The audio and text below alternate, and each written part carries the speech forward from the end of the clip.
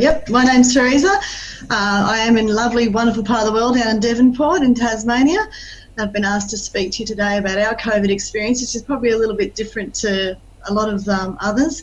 I'm a little self-conscious speaking about our COVID situation here because we've had a pretty good run compared to a lot of other states, in particular Melbourne, of course. Before I start, I really want to say a huge thank you to Brian and his team. The wealth of information that's come out of their office from day one has just been phenomenal and so supportive. I don't know how many times I've gone, I saw that email, I better go back, and I'm sure the DI had something about it. So many times I've referred and referenced the information that we've got from you guys, and yeah, I think we're all very grateful to have such a strong industry body, which is, I've been involved in a lot of different industries over the years, and this is certainly one of the most organised and strong ones I've come across. So again, we can't thank you enough for what you guys do. So COVID hit us pretty much mostly in April. So we were the first area in the whole country to experience stage 4 lockdown, thanks to the lovely Ruby Princess and all the holiday makers on it. So they all came duly back to Tassie. We had about 50 of them hit Tassie, and then of course it spread mostly through the northwest area. So we were in a pocket of about 100k radius that was basically locked down to stage 4 first, and the only place in the country that was. It was a bit of a rude shock. Obviously, being a dry cleaners, we were allowed to function, and we pretty much have opened every day. Our business is a 7-day-a-week business. We've got some contracts, primarily the main one being with the Spirit of Tasmania, which does involve us servicing them every day. The last 6 months that has changed a little bit because obviously they're not running as much as they normally do, so we have had Sundays off, so that's been a bit of a silver lining, if you like, out of the whole thing. So we've hit COVID, and obviously all our work dried up. Our business is primarily a dry cleaners with a commercial laundry as well as with it, and it's about a 60-40, 60% laundry, 40% dry cleaning. Dry cleaning pretty much dried up, well, both ends pretty much dried up instantly, as you guys are all the same, I'm sure. We were locked down for 4 weeks, and then sort of went back to pretty much in the last 3 months, business as usual for us. We're pretty lucky that winter time is a good time to have been locked down, I guess, because once we opened back up, we got a lot of bedding. The traditional sort of work came back through our doors pretty fast. Tassie is COVID-free and has been COVID-free now for some time. We do open our borders up next Monday, which is pretty scary for us all, I think. We're all keen to get back to normality, but there's definitely a fear factor for everybody what that actually means. It's going to be interesting. Our laundry business is primarily Airbnbs and some smaller hotels, motels. That's been pretty much non-existent for the last 6 months. We did hope or anticipate a bit of a peak last lot of school holidays, and we've had our government down here has done a bit of incentive to people to travel locally. They've been given travel vouchers. I think we handed out $7.5 million worth of these $100 vouchers, and they were gone within the first hour of being issued. The feedback we've gotten back from our customers is that it's quietened them down, if anything, initially, because people are sort of saving them and sitting on them. So that's probably not quite the impact they'd originally hoped they were going to get with them. But I think they'll filter through slowly but surely. The big problem down here is with probably most places is that there are no events for people to go to. So normally, Tassie's obviously pretty small towns. People go to those small towns for a holiday as such, but there's nothing to do, really, and it's cold. It's Tassie, it's always cold. So yeah, it's going to take a while. So this summer coming is going to be pretty hard for us to plan for, like every business, I think, in every industry, not just ours. I think the fear of the unknown is where we're all sort of sitting at the moment. That makes it hard going forward. I can't tell you too much more other than that from our end. As I said, it's going to be interesting come next Monday. We're all going to have to sharpen up and probably bring back our COVID procedures that have probably got a little bit lax.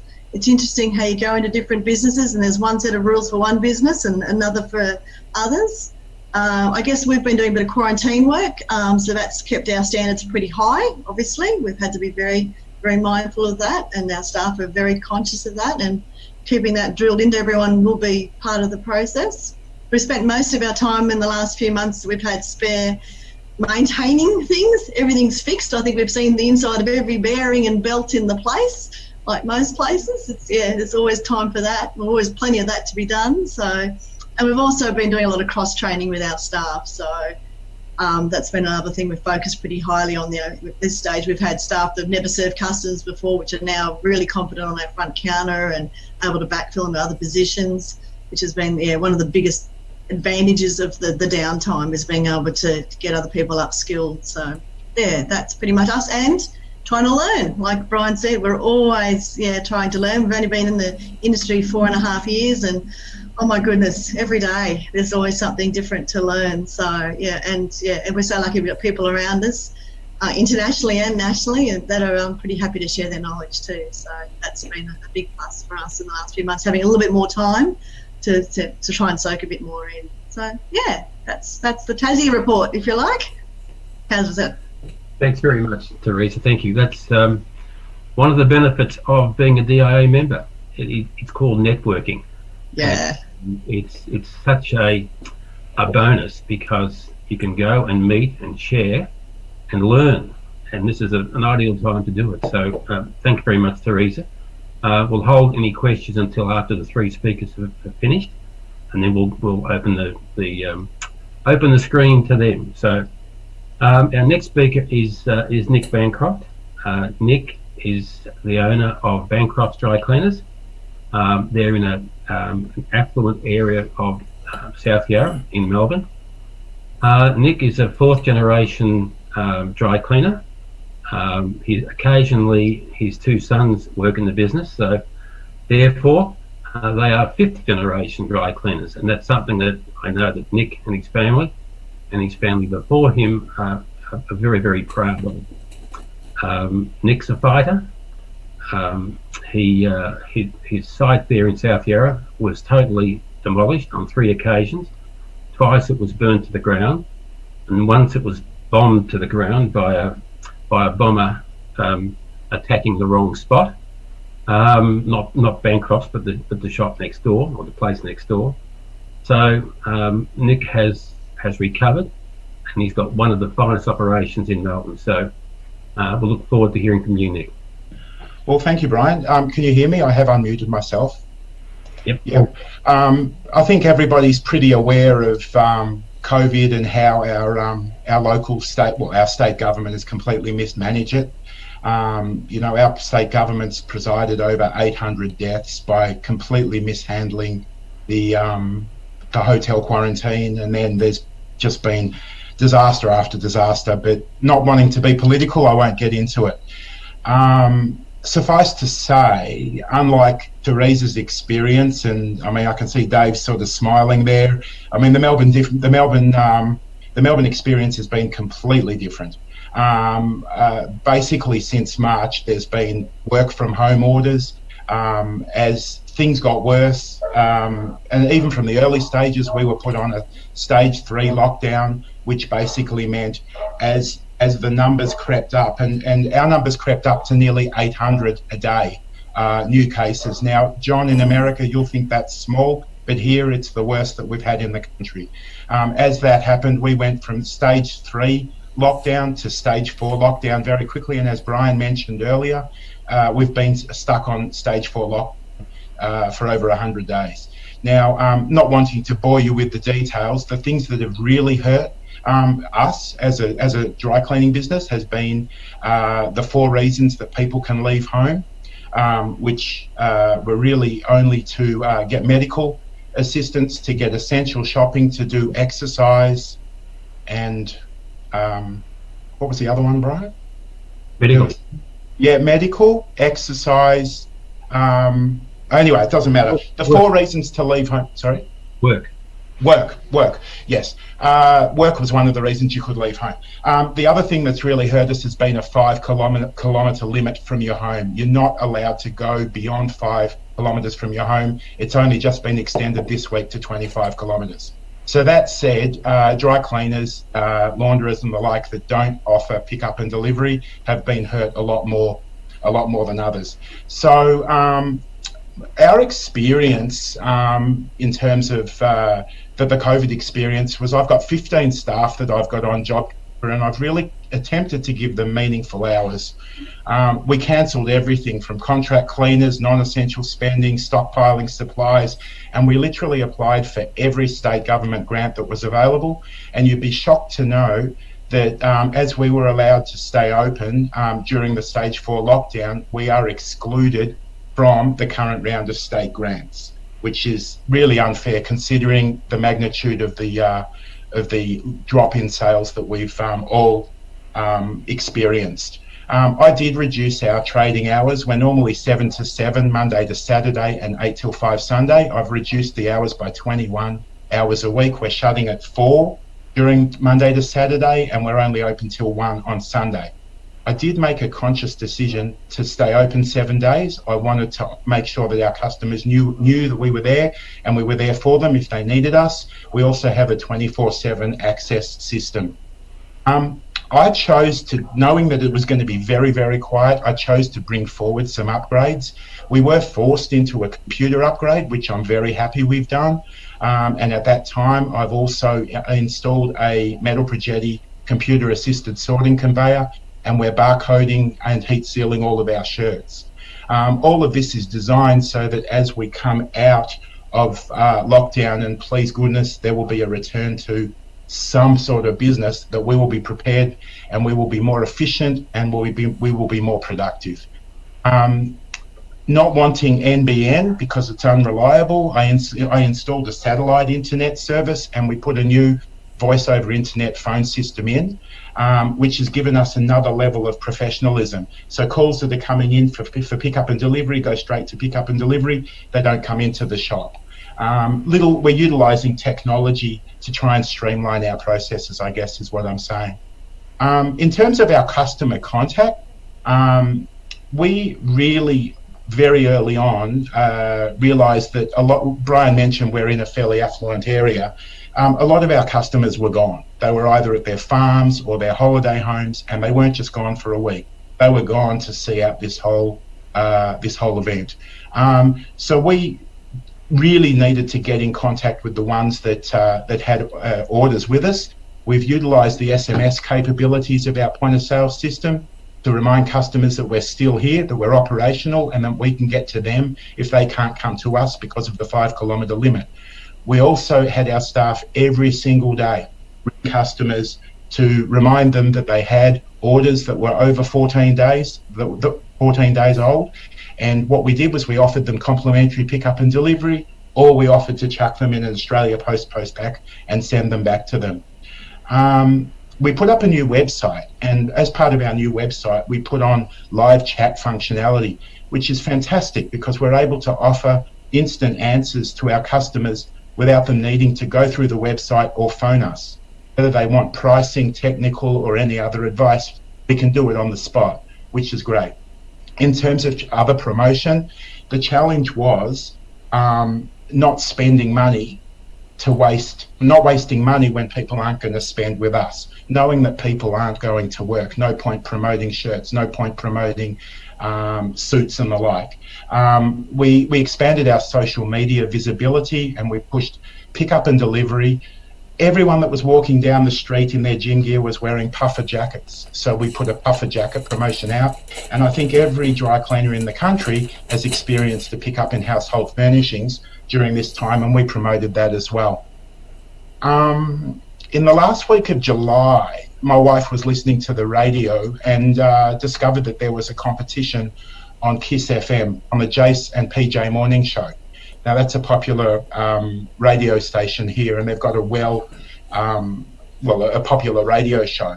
They had this promotion that they wanted to make a struggling Melbourne business famous during the lockdown. And I believe that over 1,000 people entered the competition. As Brian mentioned, we're now 5th generation, same family. We've been going since 1913, and we have survived 2 fires and the Turkish consulate bombing. Well, they liked that story, and we won the competition. And what we got out of that was I was on the air every day for 7 days. My wife got interviewed. Our sons got interviewed. Some customers got interviewed.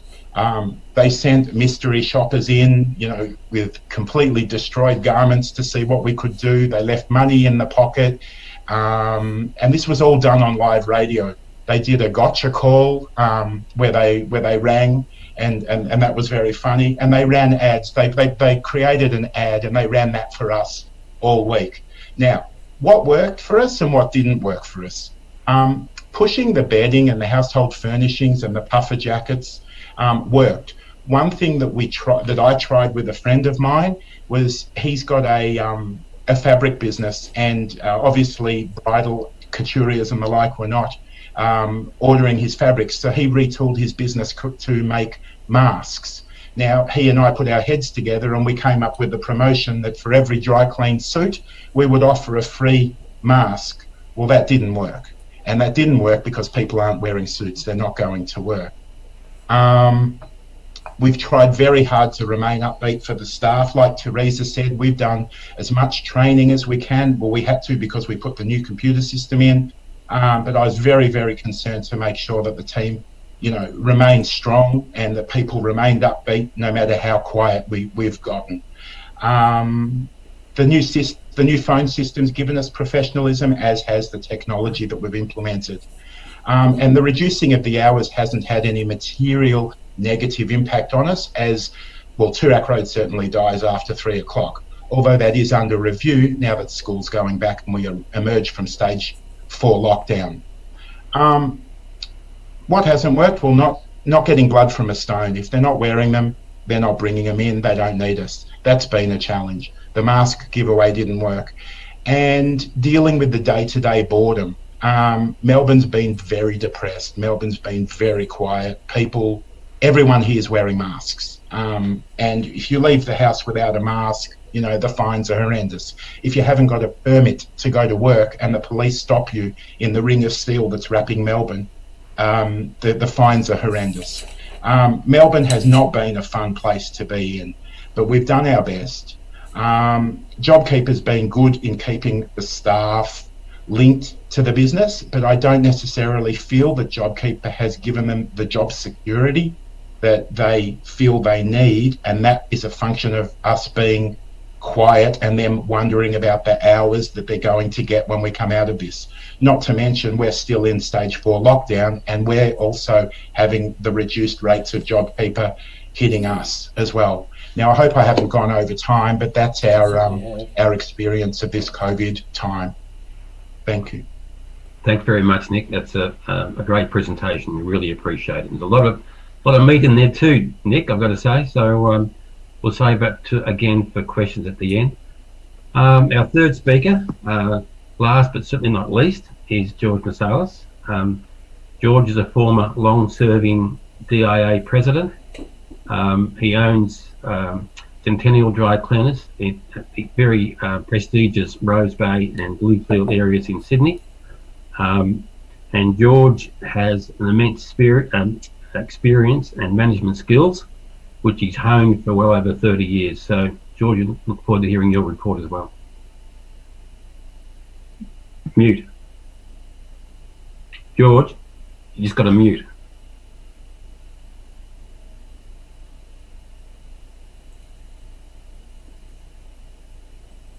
Is that better? Sorry about that. Hi, everybody. Thanks for having me. Firstly, I must say, just to repeat what Theresa said, the DIA and Brian have done an outstanding job, and just proud to be involved with you guys, and thank you so much for all the work you've done, way over and above. I'd also like to say, I really feel for our Victorian counterparts. Similar to what Theresa said, our experience in New South Wales has been much better than Victoria. Terrible, obviously, the first 2 months, April and May. We were in shock. The economy was in shock. Businesses were in shock. Customers were staying home, so they were the worst 2 months, April and May. When businesses were down 80%, a lot of business had to shut down. So Brian asked me, what I did, how I approached the whole thing. I suppose there was 3 or 4 things I knew I had to do. The first one was not to panic. The second one was to plan. The third one was to educate myself about what's going on and the packages. And the fourth thing was to communicate with all the important parties. So I suppose I went into survival mode first up. Prior to dry cleaning and laundry, which I've been in for 30 years now, I was in investment banking for 5 or 6 years. And so I have seen a lot of recessions, even though Australia often says we haven't seen more than one recession in the last 30 years. Like in 87, we had the stock market massive crash. 1991, there was 20% interest rate, 12% unemployment. There was a property recession. And in 2000, we had the dot-com industry. And of course, 2007, 2008, we had the GFC. So we've had 4 either recessions or major downturns. And being a bit older than most of you here, maybe I'm mid-50s, and I've been in business for over 30 years. I've seen these things, experienced, the negative impact they have on small business, on people's psyche, on sentiment, consumer confidence. So I feel I was a bit, quite well prepared. So I didn't panic, and I just started to plan. So with regarding to educate, I love that quote that Abraham Lincoln said. He said, if I had 8 hours to cut down a tree, I'd spend 7 hours sharpening a saw. So, for me, that was all about sitting down and thinking about where we're heading, what's going on, try and minimise the impact on our customers, minimise the impact on our staff. And of course, I was, concerned about myself as well. I didn't really want to go back and work 14 hours a day like I did 30 years ago. So one of the first things I did was educate myself about JobKeeper and all the stimulus packages. And I read everything 4 or 5 times, a lot of the stuff that Brian sent. I got to the point where I was actually educating my accountant in the beginning. So that was the first thing I did. The second thing I did was to sit down with my staff very early on. Like I'm talking mid-March. The lockdowns in Sydney sort of came 1st of April, but mid-March there was all the hype. We knew what was going on. I had a neighbour across the road who was on the Australian coronavirus committee, and I also exercise and ride with an emergency doctor who was on all these coronavirus committees. So I don't know whether it was good or bad that I was privy to a lot of information early on, but the good thing was, and they actually thought it was going to be a lot worse than what it is, the actual virus itself. So, we were prepared for the worst, I suppose. And I suppose Victoria are seeing what I thought we'd see in New South Wales. So I sat down with staff early on, talked about and communicated my concerns, what I think was going to happen. And then I did a 12-month cash flow. When I knew what all the JobKeeper figures were, the stimulus figures, all the tax relief, I did a 12-month cash flow based on everything I knew, and of course based on all the cost cutting that I was about to do. For example, I've got 2 sites. One, I own the property, and that was going to be basically zero rent in a way because I was deferring the interest. And the second one was I had rent, and I got a 50% rent reduction for 6 months. And my business was down 64%, but they gave me a 50%. I negotiated a 50% rent reduction without any deferred rent. I just didn't want that. I thought I'd rather pay a bit extra rent up front. And that all worked out really well. And then I looked at all the other things, like what else, what other exemptions, like Nick said, there was SEO fees, there was social media fees, management fees, green earth fees, supplier discounts. I spent hours on the phone with the land tax office. And like Nick, I applied for everything and got most of the things, and everyone was really good and helped out. I also communicated with my bank very early, and the accountant. And even though I didn't really need to completely defer interest on all my loans, I actually did. I deferred all my interest. I capitalised interest because it just gives you a bit more breathing space because I wasn't sure what exactly was happening. The other thing I thought was really important is that, as most of you know, I've been exercising and training has been a very important part of my life for a long time, and my 3 children are very good at sport, etc. So I never stopped exercising. I kept going to church, and I kept in touch with all my friends. We had many wine nights on Zoom. We had Scotch tasting nights. So that was important for me. So getting back to the nitty gritty, there was 3 things, I suppose, that I really focused on. The first thing was cutting costs as much as possible. And I thought that was important to do first because when you cut costs, it has an immediate effect. The second thing I did, like everyone, was increase marketing and advertising, but that can sometimes take 2 or 3 months lag. So all the staff in both stores were on JobKeeper. and they were doing between 20, 30 hours each. So effectively, for the first few months, I wasn't paying any wages at all. So the JobKeeper was fantastic. I did shut the machinery down at the second store, one of the stores, my drive-in, and we processed all the work at our store in Rose Bay. Our store in Rose Bay is probably the main plant. It's twice the turnover of the other one, twice as many pieces, and much more diversified, big pick-up and delivery business, etc. So, I was working a lot harder. So I was leading by example. I was going between the stores every day, delivering, doing all the pick-up deliveries. We did shut the second store on Sundays, but the main store, Rose Bay, I kept the hours and I kept open. We actually kept opening 7 a.m. to 6 p.m. and we kept open the same hours on Saturday and Sunday. But one of the reasons I could do that was because I've got 2 kids who previously worked a lot of part-time for me, so we all took it in turns doing Sundays, including myself, and the kids weren't getting paid to do Sundays. They're happy to do that for a few months, and so I was lucky in that regard, and yeah, so that all worked out well. So it kept the hours the same at Rose Bay, and the other thing I did at Lilyfield, as things slowly got better after May, like June, July, we opened the plant 3 days a week and then 4 days a week. So we're slowly getting back, which is going quite well.